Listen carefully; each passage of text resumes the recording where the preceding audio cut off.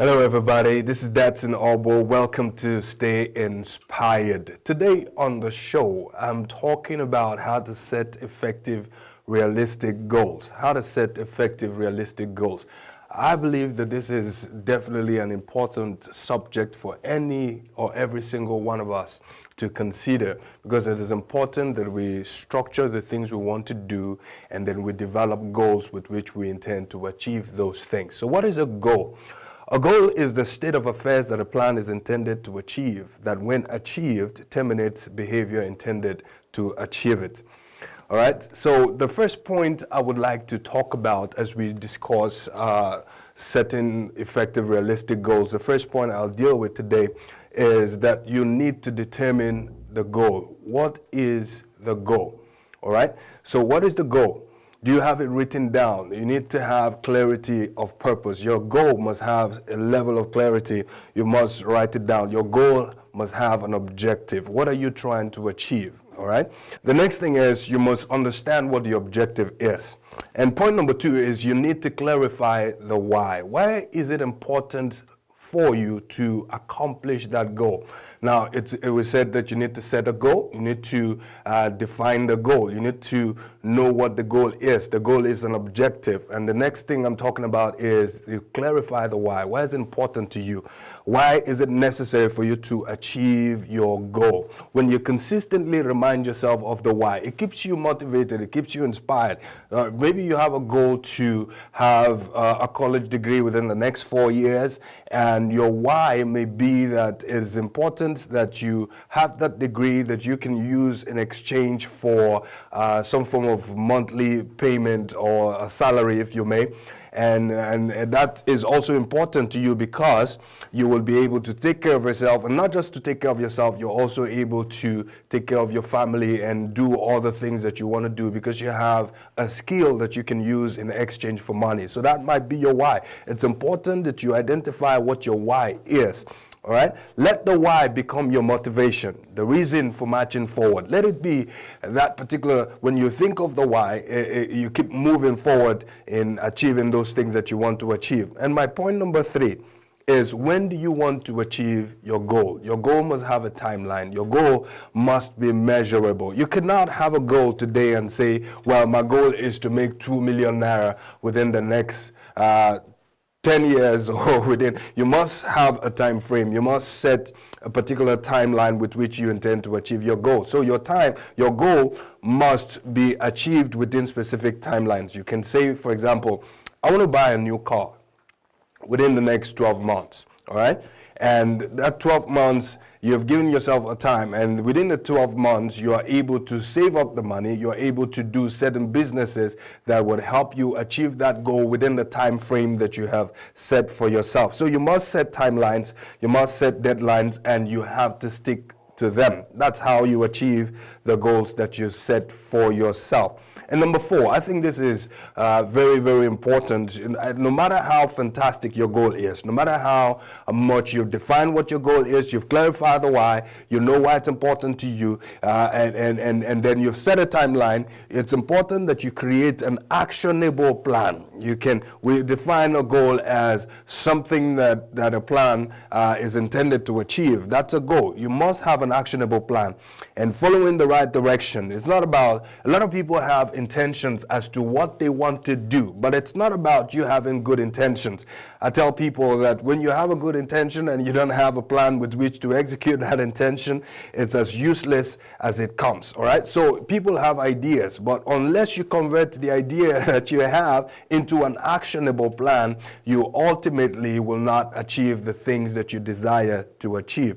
A lot of us have goals. I said it's not enough for you to have a goal. You must have a plan. How do you intend to achieve this goal? If your financial goal is to make ₦1 million every month, and that's 12 million naira at the end of the year, the question is how? What plans would you put in motion? What strategy would you put in motion to help you begin to achieve that particular goal that you intend to achieve? So the question is, how do you intend to get there?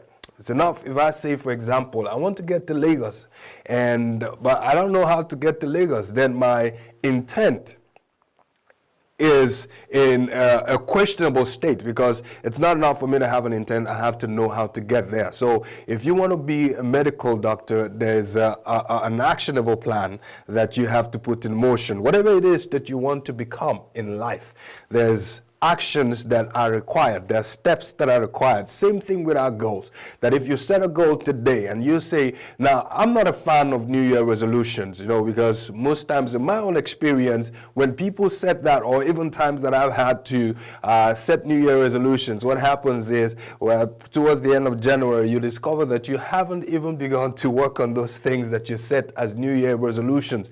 But I'm all for setting goals and the certain timelines for those goals, and being able to achieve those goals within the timelines that I've set, and being able to work on a plan to do something about what I intend to achieve. When I sit down, I've written my goal down, I know why it's important for me to achieve that goal, I've set a timeline, and now begin to write down strategies. Who do I need to speak to?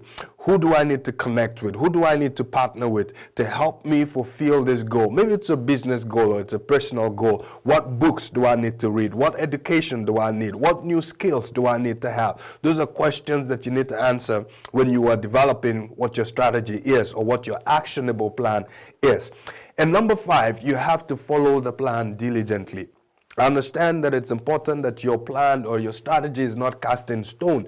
You can be flexible on your strategy, that's fine, but you need to follow your plan. All right? If you know why you need to do what you need to do, you've set the timeline, it's important, and then you have an actionable strategy in place. It's important that you follow the plan. It's important that you follow the plan. Whatever it is that we want to achieve with this life, there's always a roadway or roadmap. There's always a way to achieve the things that we desire to achieve with our lives. Follow the plan. And if the plan is not working, it doesn't mean that your goal is not achievable. It does not mean that your strategy probably might mean that your strategy is something that needs a little bit of fixing. And when you fix your strategy, you go back to following the strategy that you have put in place. I tell people that it's not enough for you to set a goal. If you set a goal that is attainable, if you set a goal that you have broken down into bits, into smaller bits, like if I take step A, I'm ready to take the next step. I'm ready to do step C because I've already taken charge of the first 2 steps.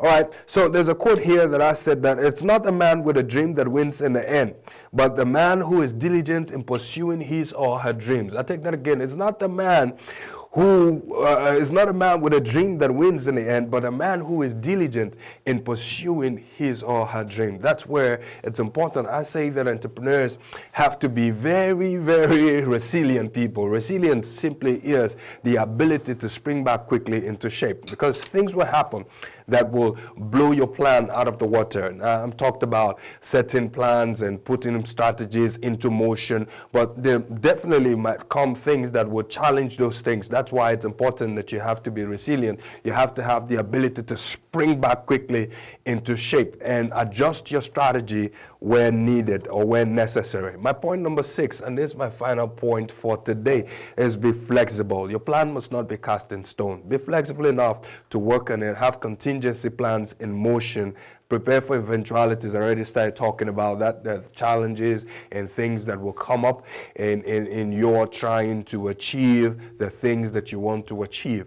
But because you are diligent, because you are consistent, because you show up every time, that is the quality or what makes champions. Champions are not those who do not necessarily have challenges, but champions are people who, in spite of the challenges that they go through, they're resilient enough, they keep coming back, they keep working on their strategy, they keep developing themselves, because they know that those are the things that help them achieve the goals that they have set for themselves.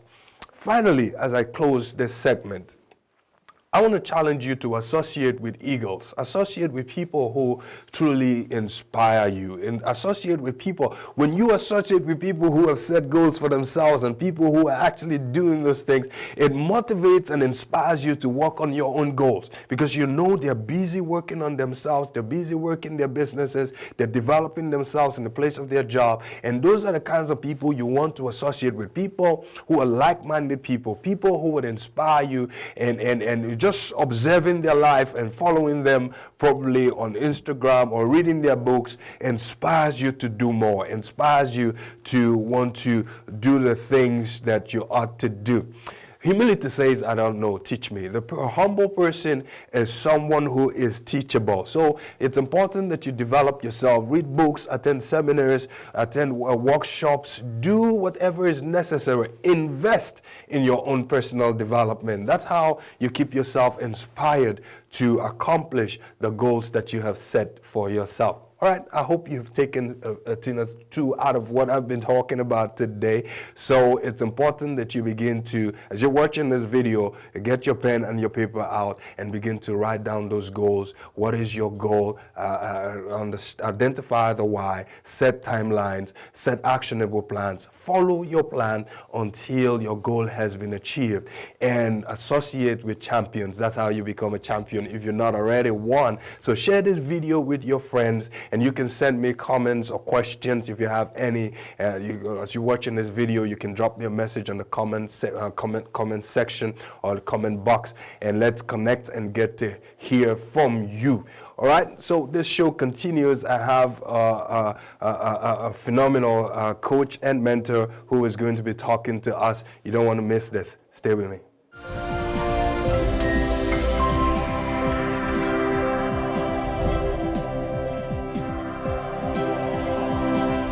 Hello everybody, welcome back. You're watching Stay Inspired with Dadson Ogbor on television Nigeria. And today on the show, I'm with a phenomenal coach and mentor, Dr. Benjamin Oekena. He is the CEO and founder at Regal Dental Clinic International, Abuja, since year 2000. He holds a Doctor of Dental Surgery degree from University of Lagos, fellowship in public health from Johns Hopkins University, Maryland, USA, and other postgraduate qualifications in business administration, nutrition, and financial literacy.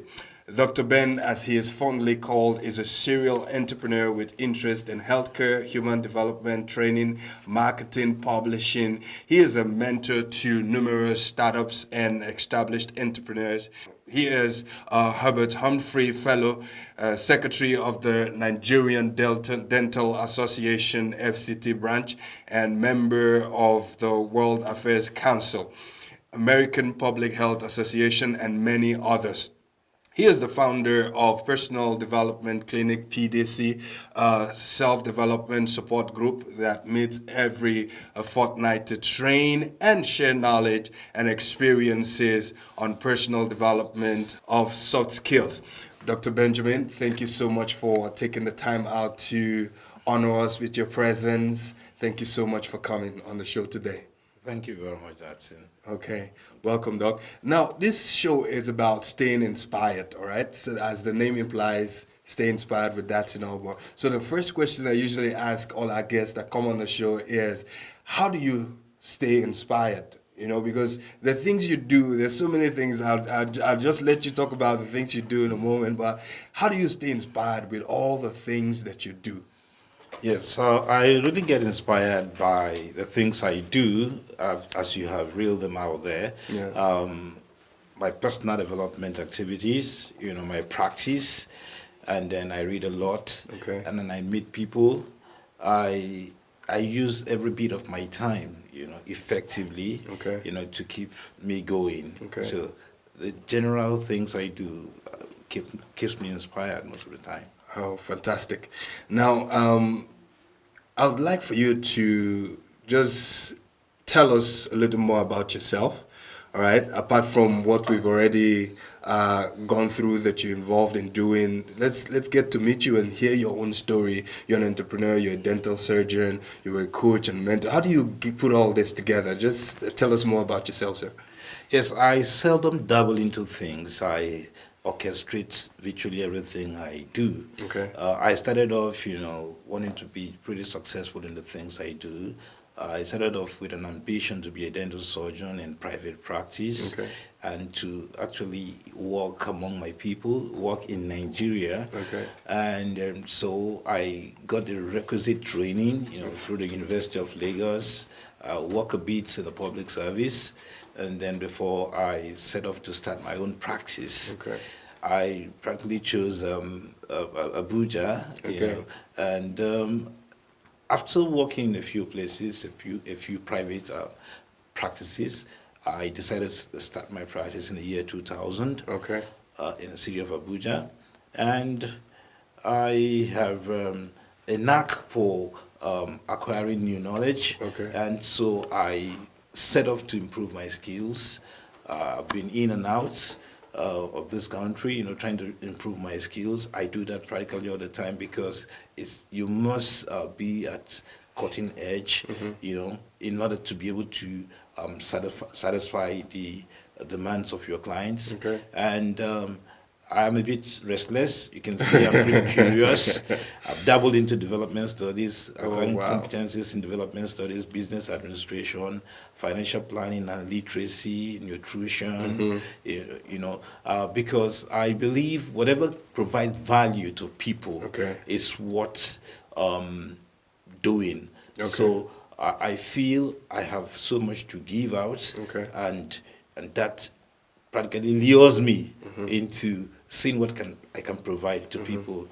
We started a personal development clinic about a year ago, and it's just a platform, an offline platform where we empower people with information that can help them achieve, human excellence. So of course, I'm married. I have two children that I lost so dearly. So family also is something I cherish a lot. So I have to spend time with them, to also share some of those things I share with the greater society. Wow. Yes, because charity, they say, begins at home. And I also like meeting people who I can mutually exchange value with. So it's a potpourri of so many things. Sir, there's something you said that really caught my interest when you, after your training as a dental surgeon, you went and you actually worked for other people before you set up your own practice. But as it relates to entrepreneurs, I find a lot of people say that I have an idea and bam, they're out trying to do something for themselves and they struggle through the process. Would you say that that's a no-no, that entrepreneurs should, develop ideas and start out, or they should also develop themselves working for other people? I think it's very important you start with working for other people to understand the nuances of the industry you are interested in. For me, it was deliberate that I had to work with a public service so I can get public service experience. So I had a very short stint in the public service, about 3 months, and then I set off to work in the private sector where I felt I could get the best of training.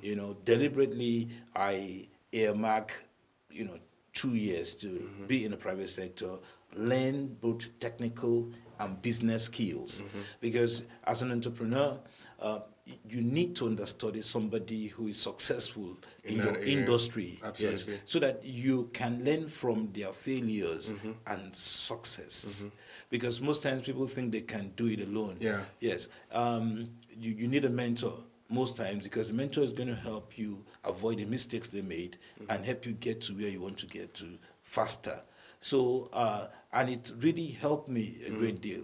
For instance, the last place I worked before setting up my practice made me really groom me, helped me hone my skills.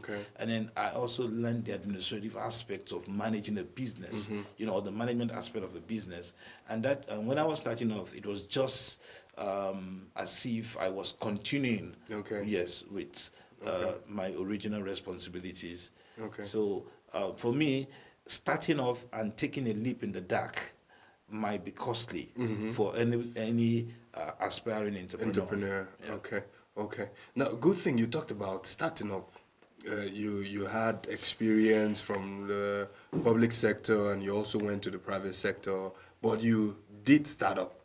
Now, there might be some entrepreneurs watching us today and they'll say, well, I have ideas, I've worked, or I even have a job, but I know it's time for me to actually start up something. But, that fear is always there. Like, what if I fail? What if I try to do it and it doesn't work? What would you say to such a person? Yes, the best time to plant a bamboo tree. Yes. I love that illustration. Yes. Some say it's good to plant the bamboo tree should be 20 years ago. Wow. Right? If you've not done that 20 years ago, it's better you do that now. Okay. If you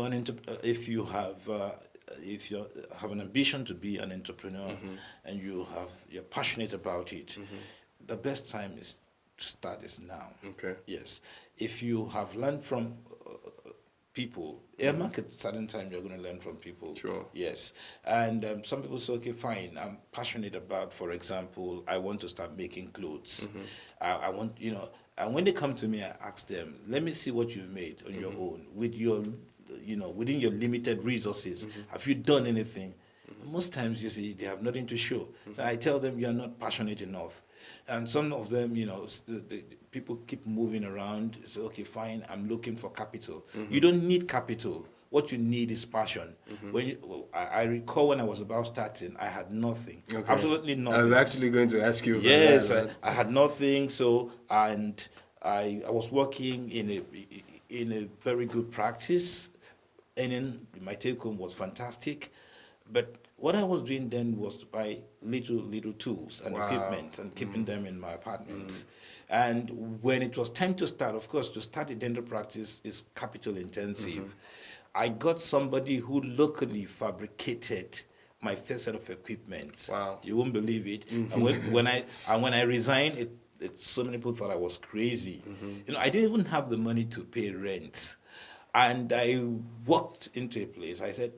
I just walked in. I told the owner of the hospital, I want to start a dental practice. And he said, I've been looking for a dentist who will start a practice long ago. I said, but I don't have rent. He said, that's not the problem. What we'll do, work out things. I have got patients I'm going to refer to you. So we can just do a reconciliation at the end of the day. And boom, I started. And it didn't take more than 6 months. I bought my first set of imported equipment, to Kumbo. And then 7 years later, everything brand new. So if I didn't start, if I was waiting or thinking my friends were going to laugh at me, they did laugh initially when they saw those rusty equipment I started with. Oh no, this is not an idea of dental practice, especially resigning from a well-paying job. But I was seeing 10 years ahead. They were seeing now. So if you want to be an entrepreneur out there, I would advise you start. And yes, if you start small, even if you fail, it won't be catastrophic. Exactly. But if you start big, it will be like the fall of Humpty Dumpty, So. Yeah. That's fantastic, really. Like we can go on and talk about stories of people who started with a lot of money and they engaged in business only to blow that money, as opposed to others who started from nowhere. There are a few things I take out from what you have said. You were very strategic in planning your exit. Like you didn't just jump out and start doing. You talked about putting money aside and you were buying those equipments gradually. All right. Now, to talk about what kind of mindset you had at that time when you were doing all this. Can you talk about that just a little bit? Yes, mindset is so important. People just if you have the wrong mindset, you will find it difficult to start off. You even find it difficult to continue. So first of all, you need to believe in what you are going into. Believe it will succeed. Believe you have what it takes to make it succeed. And do not set a strategic goal. A strategic goal is a long-term goal, Sure. for say 5 years. Because when I was starting off, I told myself I was going to give this everything in my life. I will put into this for 5 years. I was ready to start. I was almost going to tell Mama that, look, my mom, see, I'm going to start something that is going to make me start for 5 years. So please, in case I'm going to call you, just send me food. But I was going to, and amazingly, it didn't take 5 years for us to begin to see progress. So for me, the right mind, that mindset is pretty important. A winning mindset, a success mindset. People typically start and abandon a project after 3 months or 6 months, and so they underestimate what they can get in 10 years and overestimate what they can get in 1 year. And that's the people. And we often say quitters don't win. So what you need to do to succeed is to keep improving on whatever you're doing. If you start a business, don't rest on your horse. Don't think you know it all. Think about improvement every day. For example, I take my refresher courses even more than 10 times a year. Oh, wow. As I speak to you, I'm on an ongoing educational program, in my discipline. Wow.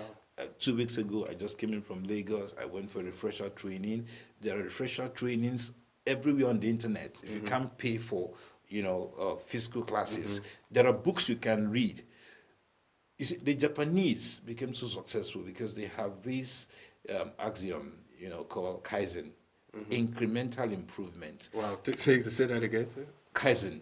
They call it Kaizen in the Japanese language. Yeah. It means incremental improvement. Now, the secret behind the success of the Japanese in industry is Kaizen, incremental improvement. That's a Japanese word. Yes, Kaizen is a Japanese word. Okay. So we need to apply that philosophy in our own in our business. You need to keep improving yourself. Your team, your technology on a daily basis. Yeah. Think of what you can do to improve the value you give to your clients, to give to the community, right, that you're serving. I mean, most times people think they've arrived. Today, the half-life of you, of what you and I know is just 2 years. Meaning half of what you and I know today, half of it will be obsolete in the next 2 years. Time. Wow. In 2 years' time. So you can't afford to sit back and relax. So on a daily basis, you have to think of what can I do to improve what I did yesterday. And as you with that mindset, you will never be bored. Because you keep learning and applying. You keep acquiring new skills and applying.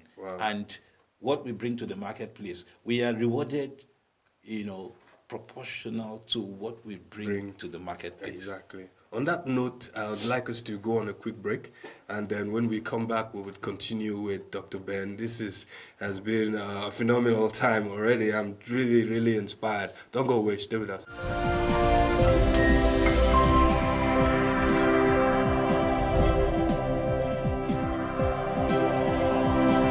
Hello everybody, welcome back. We've been talking with Dr. Ben, and he's been sharing some phenomenal insights. So Dr. Ben, you've been talking a lot about how entrepreneurs need to offer value, how they need to develop themselves. And you're not just saying this is actually things that you do.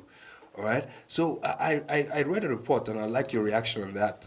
I saw this report on some of the things our young people in Nigeria are searching for online, a Google report. So some of the things included how to dance shaku shaku, how to cook banga, who's the richest musician in Nigeria. This is top 10 things that people are searching on YouTube as well as Google. So what's your reaction to that when there's so much available information on personal development on any field? What would you say to that, sir? Yes, I think what I see today is just misplacement of priorities. Okay. So many young people are wasting their time. Okay. And they're wasting their endowments. They are not applying their talents, you know, in the right things. And so, just as you said, people Google how to dance, how to cook a particular delicacy and all that. Whereas there are so many things that can improve the quality of one's life. I'm not saying that we cannot learn things like that for leisure, but you and you agree with me that that's is in the area of trivia, learning how to dance and all that.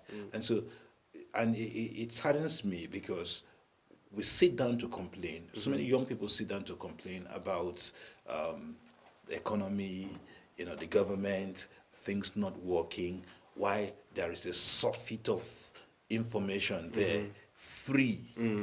I've acquired so many of my competencies just online. Oh, wow. Just online, you know, even tell me, there's nothing you're looking for that you can't get online. You can use those resources, improve your skills, and people will be ready to pay for that. So I want to advise young people, when you go online, look for those resources that can practically help you change your life for good. So rather than spend the bulk of it on following other people. For example, you said one of the searches says, who is the richest musician online? In Nigeria. You see, we follow musicians, we follow footballers, celebrity, how much is Ronaldo earning, how much is Messi. The way you follow those people, just imagine if you can follow your own life. Wow. By just even 10%, what difference it will make. Good to follow Ronaldo, good to follow Wizkid, but these guys are following themselves, and that's why they are where they are today. Of course. So that's my advice, you know, when it comes to. Wow, thank you so much, Doc. Now, this is my final question for you today. You know, family is very important, and that's one of the things you shared when you talked about your story and how that the kind of support you've gotten from family in developing your business and bringing it up to where you are right now. So what's your advice to entrepreneurs or to even career people on how to balance, you know, your family needs with your need to do well and excel in business? Good. There are about 8 aspects of our life that has to be balanced for us to be happy or successful. I've seen people who are quite successful financially, but they are a basket case in terms of family and relationships. And then some people are gym rats. They are healthy, you know, they do the exercises and all that, but they've never read a book. You know, so intellectually, you know, zero. Now, we must balance all these aspects of our lives, you know, of our life rather, through a conscious, you know, and deliberate effort. See, if you do not plan it, you can't achieve it. You know, most times we undermine family life in pursuits of money. You know, want to make money, we believe that's important. Yes, it's very important. So also, if the chips are down tomorrow, you still have to come back to family. So in order to achieve this work-life balance, you must sit down, just as you spoke during your goal-setting segment, you must sit down and plan how you are going to balance this. You must set out time for each aspect of your life. Okay. Finance, career, family, health, mental, lifestyle, you know, all these aspects of your life, you must devote time to them. You must take time out on vacation. For example, the kids are on break, you must set out a block of time that you'll spend with them, teaching them, mentoring them, advising them, counseling them, because this is pretty important. Yeah. So rather than just face one aspect and then leaving the other aspects to suffer. Okay. Thank you so very much. So, in a nutshell, structure is essentially important in developing ourselves going forward. Thank you so much, Dr. Ben. You have to come back on the show. Unfortunately, we don't have a lot of time to actually draw from you as best we can. But we're so honored that you took the time out to speak to us on Stay Inspired with Dadson Ogbor. All right, thank you so much, Doctor. It's my pleasure. Thank you.